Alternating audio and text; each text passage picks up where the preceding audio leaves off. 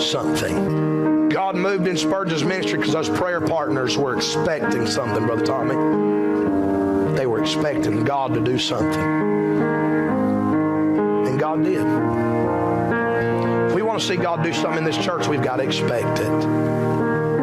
Church, and I'm not trying to be critical, but long gone needs to be the days of saying we're just a small church and we can't have anything and we can't do anything. We'll never be like this church. We'll never be like that church. We'll never have this and we'll never have that. As long as we say that, we never will.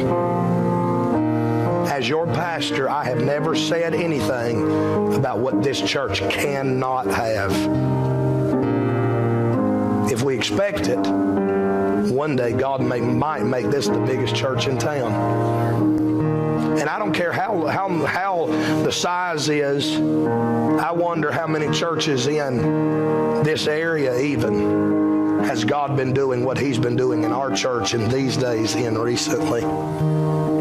I'm not ashamed of where I go to church. I'm not ashamed of the church I pastor. I'm not ashamed of the people that God's called me to lead. I never apologize for being a small church. Never apologize for not having what everybody else has. We have what God wants us to have.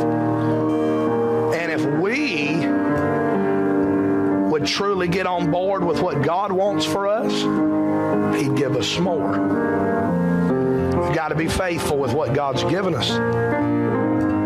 God will never give us more until we're faithful with what we have.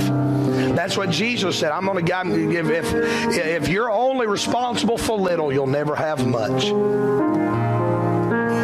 We've got to expect big things, and God will do big things. The psalmist said, "Open thy mouth wide, and I will fill it." You can never pray big enough. You can never pray with enough vision where God can't fill it. Let's make sure that we come into church, Sunday school, Sunday morning, Sunday night, Wednesday night, revival meetings like this week, anytime we come in, and expect God to do the impossible. Because nothing's impossible with God. How can you expect the impossible? You get God on the scene, and you can truly expect the impossible.